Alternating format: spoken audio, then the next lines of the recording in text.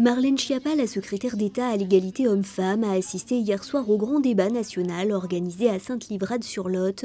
200 personnes avaient fait le déplacement pour échanger autour de la condition des femmes.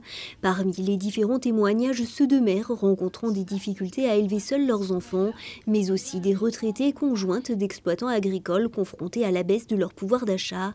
Reste désormais à savoir quelles réponses concrètes le gouvernement apportera aux questions soulevées lors de ce temps d'échange. La mobilisation des employés de la cave de Gironde se poursuit. Depuis le 18 décembre dernier, les salariés grévistes débrayent régulièrement. Cet après-midi, ils se sont réunis en assemblée générale devant le siège de la CAF à Bord-de-Lac pour dénoncer une nouvelle fois leurs conditions de travail et leur salaire. Ils pointent notamment du doigt la surcharge de travail liée à l'augmentation du nombre de dossiers de primes d'activité. La colère des enseignants et des élèves du lycée hôtelier de La Rochelle. Ils étaient près de 200 à se rassembler ce matin devant l'établissement pour protester contre la réforme du baccalauréat professionnel. Les enseignants pointent notamment du doigt une diminution des heures de cours et dénoncent l'absence de concertation. C'est une première en Nouvelle-Aquitaine. Un arbre dit intelligent a été inauguré aujourd'hui face à la gare d'Arcachon.